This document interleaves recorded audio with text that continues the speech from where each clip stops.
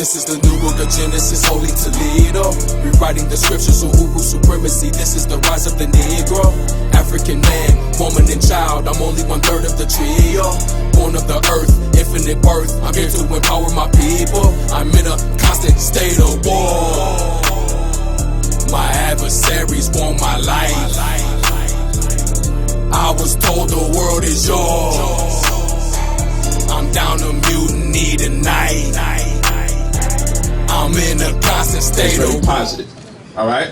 So we got our New Covenant community. As you know, I'm Brother Polight, head of the Crown Illustrious Supreme Grand Apperception of our New Covenant community, known culturally by the appellation, the Su Amun Race and the Tumbre. So as y'all know, or y'all may not know, Attorney Malik Zul Shabazz, Black Lawyers for Justice, very powerful organization that we should appreciate, having the Black Lawyers for Justice at our disposal, as he is a fighter for our people as attorney, and also an incredible mentor of ours. New Covenant membership will be joining into the Black Panther Party while we maintain our identity as New Covenant members. Every member is going to be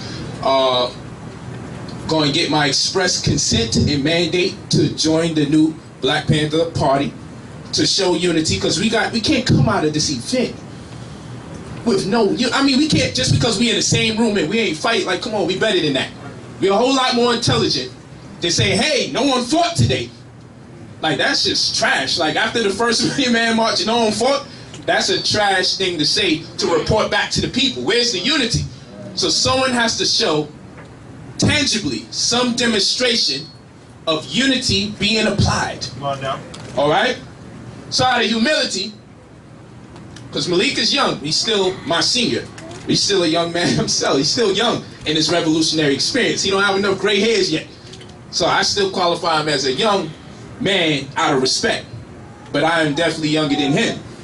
And I honor him as a teacher as well. So out of humility, I'm telling the membership of New Covenant that we have to lock arms with the new Black Panther Party for self-defense, because they have been addressing issues immediately and more intimately when it comes to defense, unlike and unparalleled to any other community that I've been witness to since I've been coming up. So rather than reinvent the wheel, we say they got that going. We doing what we do with the economics. We do what we do with the real estate. We doing what we do with health. As you know, Minister Inky is part of New Covenant. So the first thing I did when I erected our psychosocial rehabilitation center for mental health, not mental health, for post-traumatic slavery disorder in Las Vegas. It's a psychosocial rehabilitation center for those suffering from post-traumatic slavery disorder. This is not pseudoscience. In order for us to administer therapy that we are going to be administering, the therapy that we're going to be administering for people that are being overwhelmed by stress, we have to have a legal doctor to supervise our psychosocial rehabilitator, a PSR. So you have a legal doctor, not conscious community metaphysical doctor. We're talking about an actual doctor by law has to be present to supervise the therapy that's being administered by the psychosocial rehabilitator, which is also licensed. The only innovative thing that's taking place is the banner of post-traumatic slavery disorder, because that's what I credit a great deal of our stress from. So whether you lost your job, whether you lost your wife, or you lost your husband, whatever the case may be, and you're overwhelmed by stress or plagued by stress, in some form, shape, or fashion, at my discretion, I have accredited that stress to being a byproduct of post-traumatic slavery disorder. But the actual ailment of stress is going to be addressed from a legal standpoint with a therapy at my discretion from people that are licensed, that are New Covenant members, that are Black, that are going to help our people out. So we created that medical facility in Las Vegas, Nevada. We was actually supposed to open it up today, but this Million Man March was here today. So I pushed it back for the top of November. And I told Brother Inky, I got a place for you. Who am I to judge? I dropped out of school 10th grade. I am definitely not a judge. That's why I love you. But I'm very much an organizer. So what we're going to do right now, though, because we also have to open up a chapter out here. As a proud member of the new Black Panther Party, as a proud member of New Covenant community and the founder, I said, listen, anytime I do anything, I'm extreme. I'm a Leo, born on the 10th. My psychic number frequency is 1 plus 0. That means I'm at either one of the two extremes. So I don't know how to do in between. So on day one, I'm like, we're going to make our first contribution because we need a facility to organize. So not only are we opening up a medical center, we also have to get this chapter open up in Washington, D.C. for the new Black Panther Party and New Covenant. We need that to teach our people self-defense and so they have a place to go to when it goes down. And for as long as I can remember, since the time I was conscious, the first man that ever put me up to speak in front of a large crowd was Malik Zul Shabazz. I know him from before I was in the conscious community. And he seen something in me from that day. Every time he came to New York, he would have me open up for the new Black Panther Party when I wasn't even a member. You already know. On the fist. Alright, time a little off. Your eye-to-hand coordination a little off. Some of you a little saucy. The after party ain't start yet. Y'all got wavy too early. Let's try it again. Eye-to-hand coordination at the top of the fist. There you go. Let's do it again. Now this looks good. Let's go. I learned this from Sinetta. Black power. Black power. Black power. And I'm gonna do this one for SETI. Black power in this motherfucker. Alright, there we go. There we go. We know the general. I gotta come with that spirit too. Alright? So we here today. And the only way things are going to get done is if we do it ourselves. That's the only way things are going to get done if we do it ourselves. So with that being said, the first line of business. Because we gotta come out with some results. I don't know about y'all, but I was disappointed that the attorney Malik Zul Shabazz did not go up to speak today. Once I saw the Native American that couldn't speak too good, I was like, all right, you saving the best for last, second best for last. I'm thinking, okay. Then the flaming hot homo. So I said, this is satire, because Malik gonna get on that stage right after this. So as it went on and it went on and it went on, I love it, I appreciate it, I embrace it. If there is a God, I know he has blessed the most honorable Minister Louis Farrakhan with the gift to help us organize and convene in due fashion. We gotta give Farrakhan a round of applause. We can't throw no shade on that black man. He did the impossible. He did the impossible. He brought out the multitude from different sects and denominations. Some of the multitude we may not have that much love for, granted. But us here, us black folk from different sects, different denominations, we came out here. We came out here. We came out in our glory and splendor. But we would be remiss if we didn't address the fact that we need effective, immediately, a plan of action, and we should not put the onus on the most honorable Minister Louis Farrakhan to do every damn thing for us. He has a family, he has himself, he has his community, he has his extended family, and he has his mission, his agenda, and his vision. But that doesn't mean we just simply sit here and wait for him to give us the next call to order. Bless that man for the work that he has done. But we cannot leave here to set him up and say, well, how come we don't have nothing after the march? As if some miracle was supposed to take place. You are the miracle. We cannot sit here and leave and go home without a report other than black people didn't fight when they organized. We can't do that. Let's not set up the minister for the great task that he put forth, which was to call us to order. He has a gift. He made a call and we came out. That man is blessed. He has a gift. Now here is the byproduct of the gift. I don't know what everybody else is doing outside these walls, but all of us experience the same glory today. All of us experience the same splendor today. But responsibility is our ability to respond. So we have a crisis here in the black community. And that is, it's being gentrified. And it hasn't been a state that I've been to or a country that I've been in. I met my brother from the Nation of Islam in Canada, the last lecture I had in Canada, probably a month and a half ago or so. Gentrification is in process over there. As we are opening up a new store out there in Canada. We'll have it in like another 2 weeks. We doing this in the Bahamas. New Covenant is opening up stores in Toronto, Canada.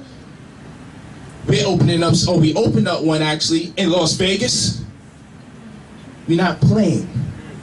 But guess what else? Not only are we opening up stores, we're not opening up storefronts to compete with other black storefronts. There are many services that are not being administered in our community. We don't need another barbershop. We don't need another laundromat. We don't need another nail salon. We have a host of issues in our community that needs to be addressed effective immediately. One of which being self-defense. We need an outlet for self-defense. If we don't have an outlet for self-defense, we're going to find ourselves trying to organize after a heinous act, a violent and physical heinous act has been perpetrated against our people. Where do we go when it happens? We wait for someone to organize. Where the new Black Panther Party has a program that teaches you legally how to respond to this oppression, that teaches you how to organize and how to respond to the call when it's time to organize, when we have been violently aggressed. Now we can play like we don't know that they have been giving us this service in the community, but we need to enhance their ability to facilitate. Therefore, we need a facility. We're not telling you about a competing store to sell vegan food. We're not telling you about a competing store to sell hair or nails. But whether you are from Washington or not, every state that I've been going to, I've been seeing to it that we put something different there to respond to the immediate, specific interests and needs of our people. So while we're in Las Vegas and we just opened up, New Covenant Psychosocial Rehabilitation Center for those suffering from post-traumatic slavery disorder. Yeah, you can round that up, applause. You go to the back. You go to the back. Yeah. So why are we doing that? We're just desperately in need. Because our woes in abundance have their inception in slavery. The way we treat each other, the way we look at each other, the way we respond to each other. Whenever someone of significance, or someone who we demanded or wanted their attention, namely the slave master. Whenever we wanted our slave master's attention, we was taught to put our head down when we come into the presence of the one whose attention we demand. Now today, when a woman sees a man, the first thing she looks at is his feet, his shoes.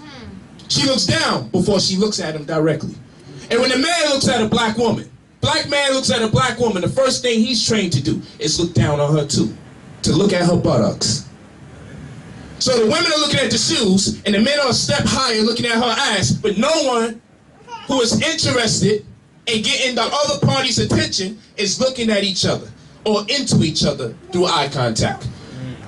This is a byproduct of slavery. And you may beat your children to the point they have whips on them. And we laugh and say, we use the extension cord. And we laugh and say, hey, they use the pots. And we laugh and say, man, they hit me with the buckle of the belt. And we laugh and say, man, if I didn't cry when I got my ass whipped, I got a beating for that. And then when I cried, I got a beating for that. And we didn't know how to respond.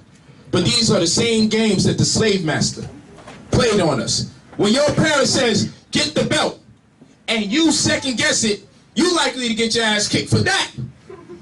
Where realistically, you're being asked to get the very weapon that's going to be used to abuse you. Where did we get that teaching from? That's from slavery. Go get the weapon I'm going to abuse you with. That's from slavery. The way you are disciplining your children comes from slavery because your mother's mother was taught by a slave. And your father's father was taught by a slave. I don't know why you think this thing happened thousands of years ago. It just happened. And we're just coming out of it. And after 400 years of this oppression, people are expecting black people to change over a 50-year night.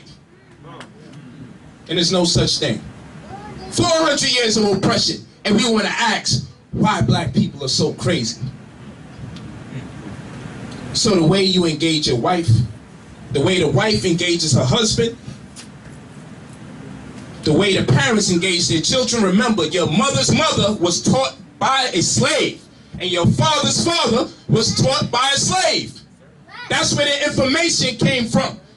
It is only this generation that I'm in that might be seeing a crevice of space for freedom education.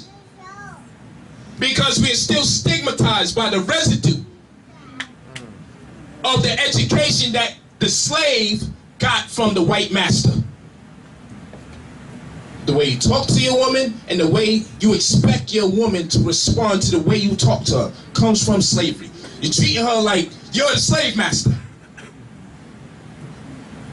The way your woman lacks respect for you is the way you was trained to have a lack of respect for your man. Comes from the slave master. When that black man is trying to raise his child, and you don't like the way he disciplines his child, or how aggressive he may have to speak to his child, and you tell that black man he's doing something wrong, and you think as a woman that you can omit the presence of a black man and do a better job without him, that comes from slavery.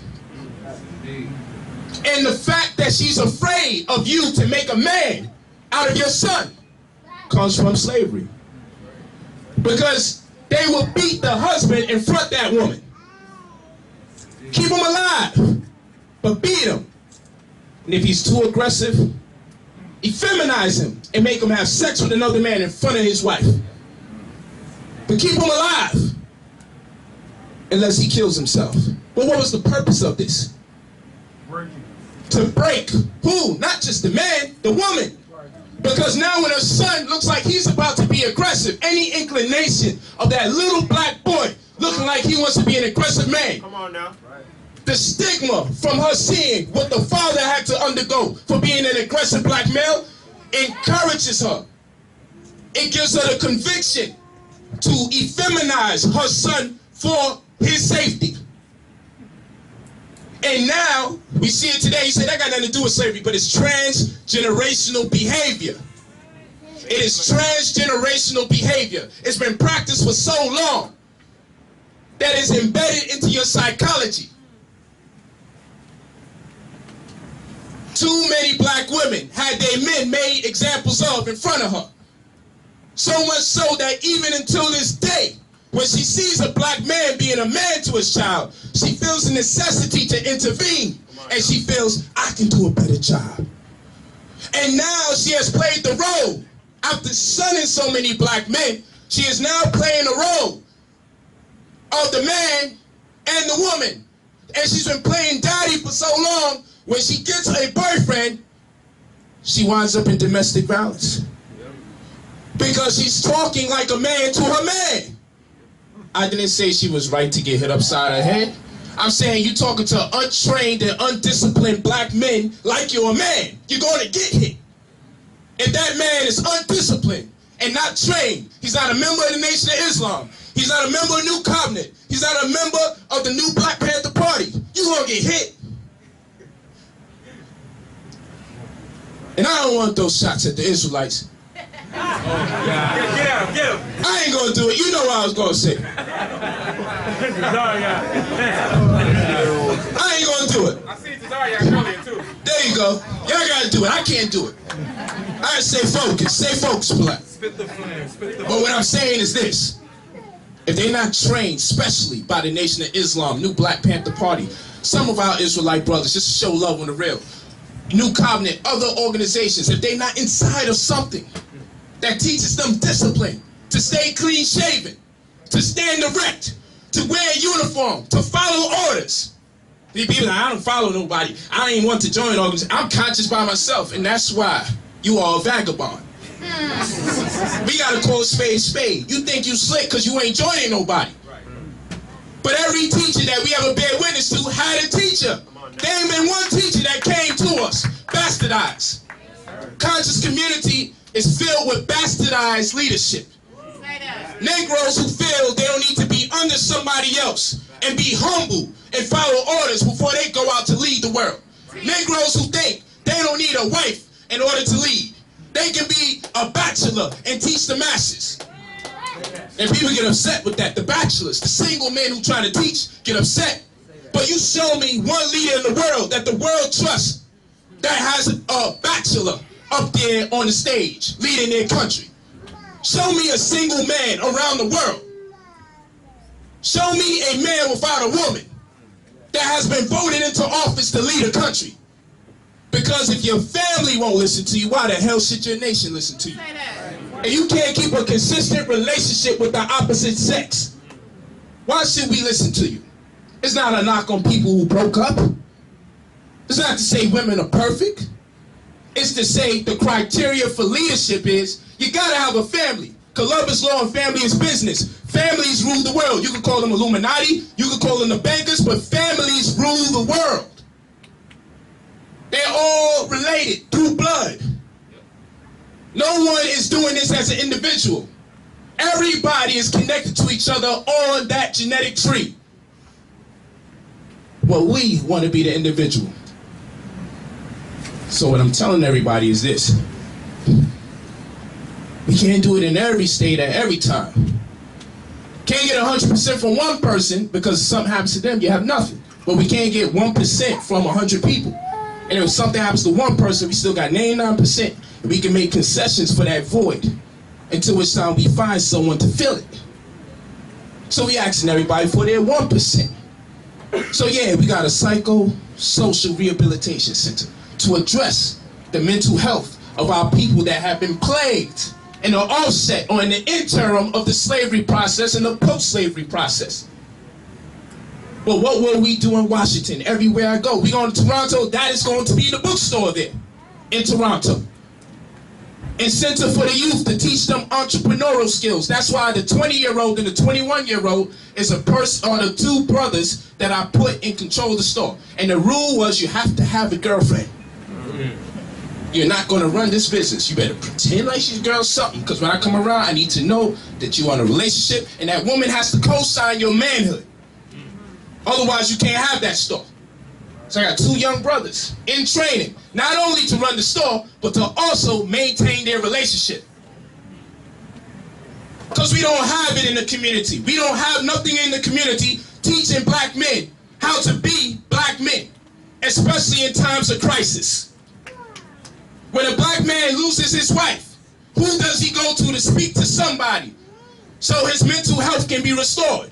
See, as black men, we don't like to admit this, but I'm going to keep it a buck with you.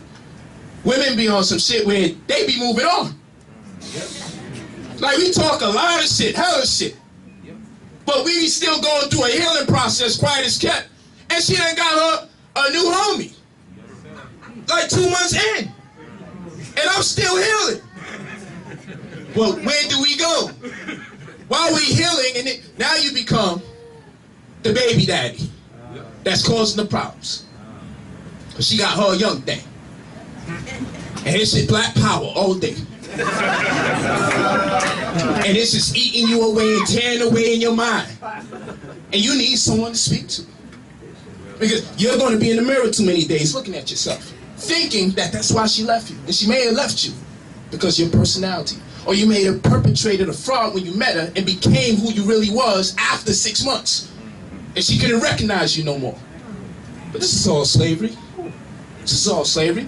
And that black woman may have been playing daddy for so long, she's not ready to have a relationship with a man because she's been pretending to be a man for too long. Actual facts. These are issues that need to be addressed. We need to be checked out by our own from people who have experienced these things that can qualify why you feel the way you feel, because we have felt it ourselves, not white folks. So with that said, self-defense. How many of you, when you get pulled over by police, how many of you brothers question if you're going to make it alive after the pullover? That shit is stressful then, and it's messing with your heart. It's raising your blood pressure. Raise your hand again if whenever you get pulled over by the police, even if you ain't driving. Sisters, raise your hand if you get nervous when your man is pulled over by the police and you in the car. Because you know, this nigga here ain't about to get sunned by no white cop in front of you. And he likely to say any goddamn thing just to prove a point to me, and it's already been proven. That is the type of stress we shouldn't have to deal with, but how do you respond to it? We got to teach men how to be humble in those situations and already have the light on and your hands on the wheel and the window already cracked and ready to give them the ID. You got to teach people how to be humble in those situations and not let your manhood undermine your intelligence so you can be alive the next day for your family. Real talk. The new Black Panther Party for self-defense. They have a response center that needs to be erected here. And I'm asking everybody in here to put something towards that facility in Washington, because everywhere we go, we are challenging the community to erect a business that is in desperate need of facilitating or administering a service that has not been administered yet in their community. It is our responsibility anywhere and everywhere we go to put it there if it's not there. So I'm asking, and I'm going to do it again like I did yesterday. I don't do a class without contributing. I got the first $100 on it. Listen, I don't live in Washington. And I don't live in Las Vegas. And I don't live in Canada. And the brother was there when I was in Canada. And after one class, I'm like, yo, we got to open up a store here. I don't play games. Wherever I go, the work got to get done. Yes, sir. Yes, sir. So I'm asking y'all, in humility, if you have $100, please raise your hand and put $100 in the basket and keep it real with your black family. Because we don't know if it's going to be our son or our daughter that be next to get murdered by these police, and we out here trying to figure out how to respond next when we have a program in place that prepares us to respond immediately in real time and politically so we can get them off our back. The only reason they're able to do this because there's no stress incurred. Who has $100 that they can put towards a facility of this sort here in Washington that can be a flagship or an archetype for the next one to be created in another state? We got $100 here. What's your name, brother? Mr. Norris.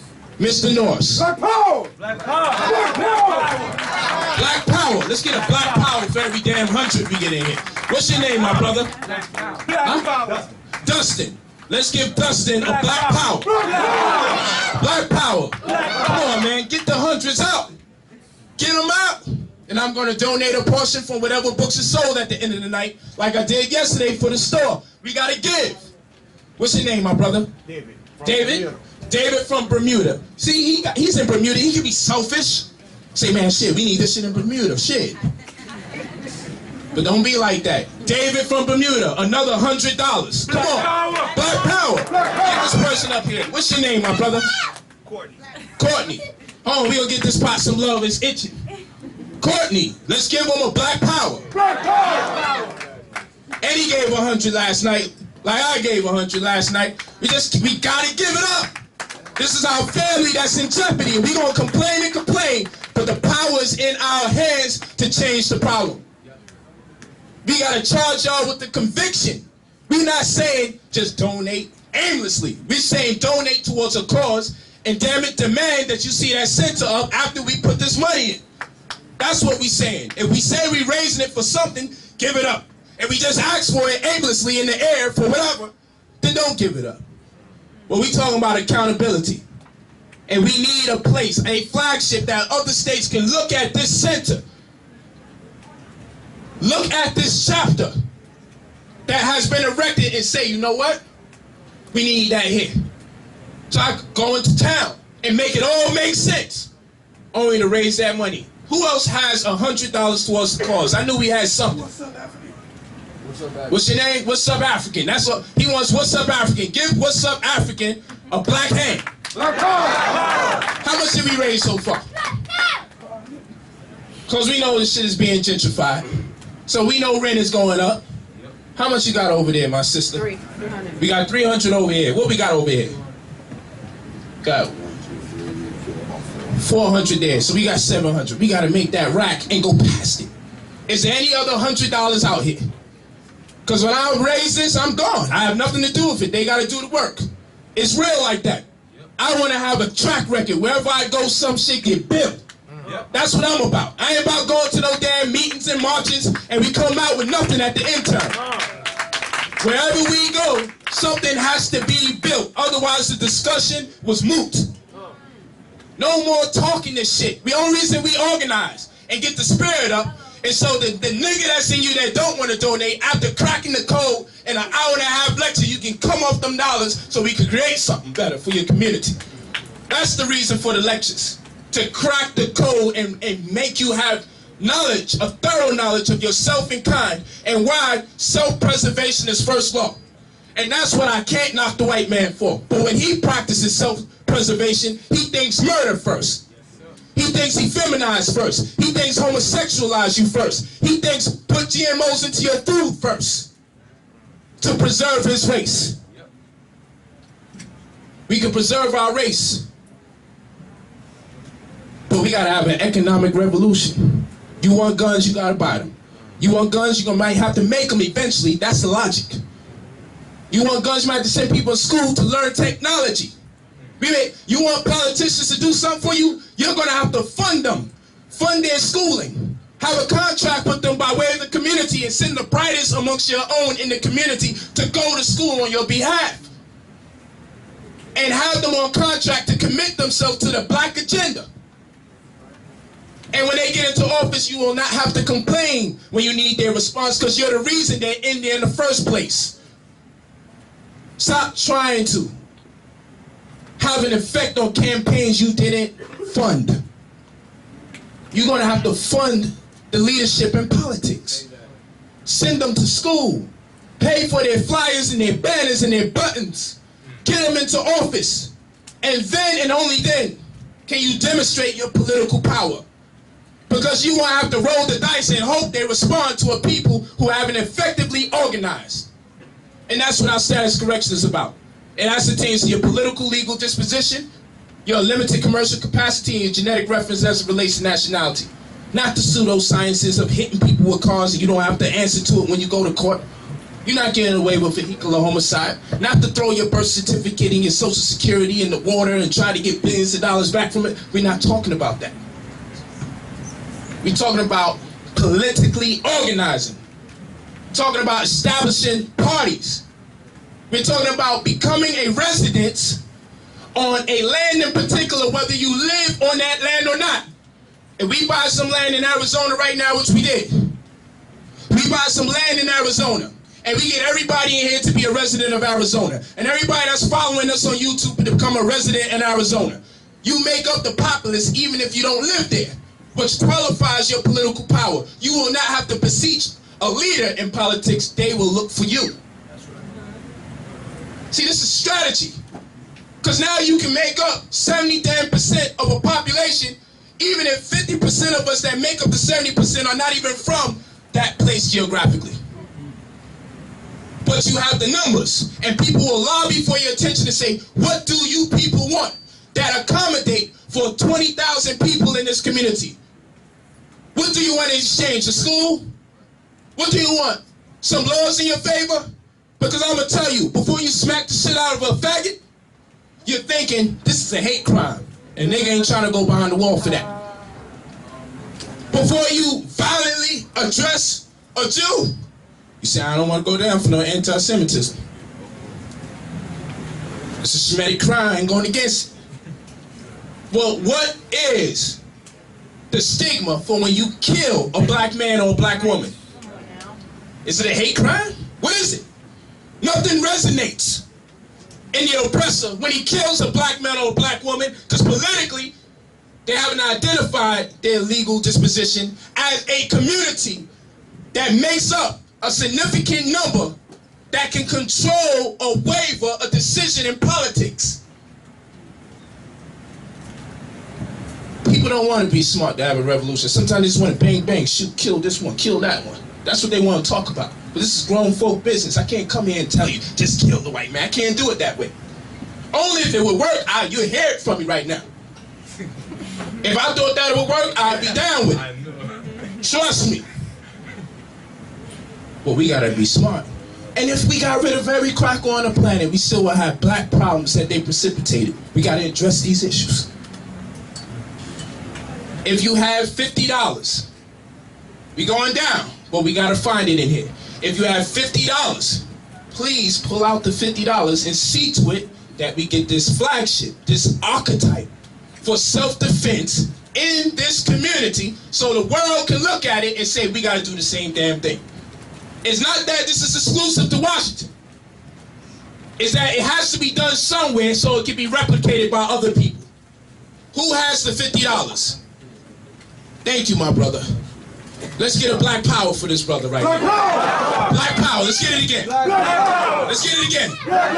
Let's get it again. Who else is putting up that $50? This is how it's going to start going down lecture after lecture. And if you scurry because you're afraid you might have to donate 5 or donate 10 or donate 50, you've been giving this cracker money year after year after year. So what the hell is lecture after lecture after lecture? $100 right here. $100. Who gave that? Say your name, my brother. Lewis. Come on, Lewis. Let's give him a black hand and a black power. We got another what? How much is that?